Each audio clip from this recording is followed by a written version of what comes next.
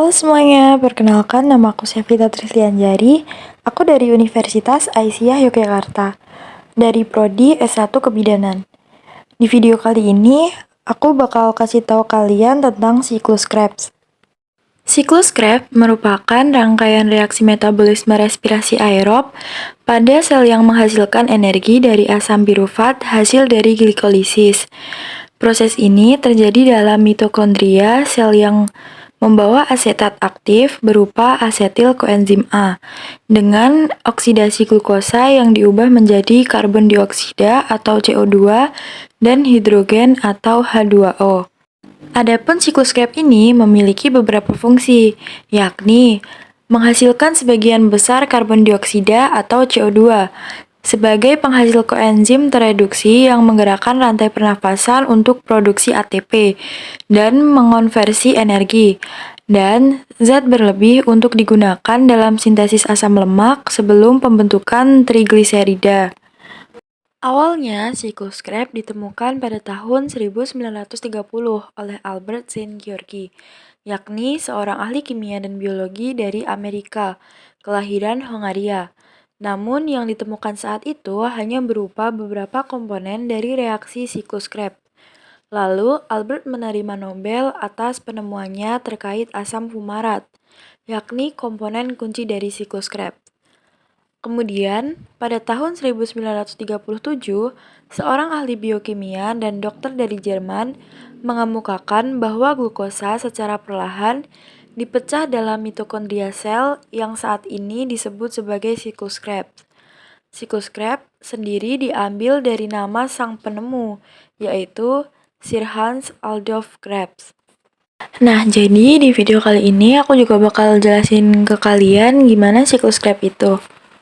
Asetil koenzim A merupakan hasil dari dikarbolaksi oksidatif dan memiliki dua atom karbon akan mengalami kondensasi bersama oksaloasetat yang memiliki 4 atom karbon, sehingga akan membentuk ikatan senyawa berkarbon 6 yang disebut dengan sitrat. Pada saat pembentukan sitrat, koenzim A akan dilepaskan. Pada tahapan ini, enzim yang berperan adalah sitrat sintase. Selanjutnya, sitrat diubah menjadi isositrat yang memiliki 6 atom karbon. Karena reaksi yang terjadi pada tahap ini hanya isomerani, pada tahap ini terjadi proses pelepasan H2O yang disebut dengan dehidrasi dan penerimaan H2O yang disebut dengan hidrasi. Tahap kedua ini dibantu oleh enzim akonitase. Kemudian, isositrat diubah menjadi alfa-ketoglutarat yang memiliki 5 atom karbon. Pada tahap ini terjadi pelepasan elektron, di mana elektron ini akan diterima oleh NAD+, sehingga membentuk NADH.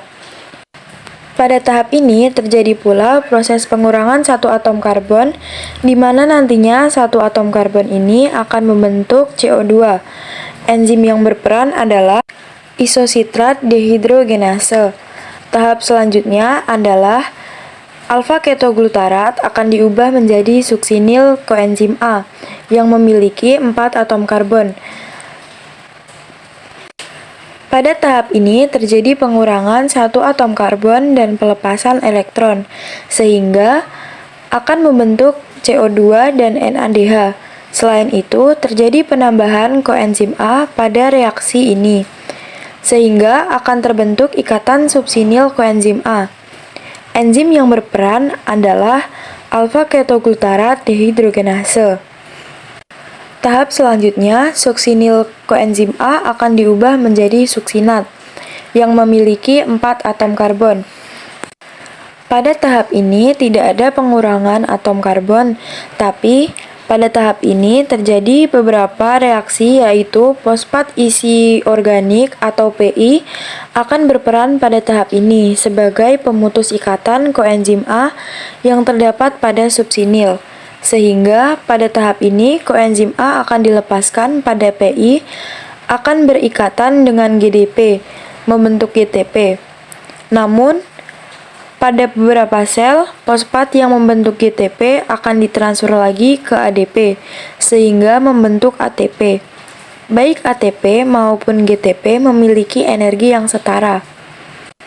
Enzim yang berperan pada tahapan ini adalah suksinil koenzim A sintase. Tahap selanjutnya, suksinat akan diubah menjadi fumarat yang memiliki 4 atom karbon. Pada tahap ini terjadi pelepasan elektron sehingga elektron akan ditangkap oleh FAD membentuk FADH2. Perubahan suksinat menjadi fumarat dibantu oleh enzim suksinat dehidrogenase. Tahap selanjutnya adalah fumarat diubah menjadi malat yang memiliki 4 atom karbon. Pada tahap ini terjadi penambahan H2O. Enzim yang berperan dalam tahap ini adalah fumarase. Tahap selanjutnya adalah malat diubah menjadi oksaloasetat kembali. Pada tahap ini terjadi pembentukan NADH yang berasal dari NAD+. Enzim yang membantu pada tahap ini adalah malat dehidrogenase. Nah, dapat disimpulkan bahwa dalam satu kali siklus akan menghasilkan 3 NADH, 1 FADH2, 1 ATP. Pada dekarbosilasi oksidatif, menghasilkan 2 asetil koenzim A, berarti terjadi 2 kali siklus, sehingga hasil akhir siklus Krebs adalah 6 NADH, 2 FADH2, 2 ATP. Selain itu, terdapat produk sampingan yang dihasilkan siklus Krebs, yaitu 4 CO2. Nah, teman-teman, di sini aku udah nyiapin sebuah lagu yang bisa buat kalian mudah mengingat tentang tahapan-tahapan dari siklus Krebs. Di sini aku pakai lagunya Marcel yang judulnya Pergi Untuk Kembali. Kita mulai ya. Asetil koasitrat isositrat NADH ketoglutarat NADH suksinil ATP suksinat FADH fumarat malat NADH oksaloasetat. Nah, semoga lagu tadi bisa bantu kalian buat hafalin tahapan-tahapan dari siklus Krebs.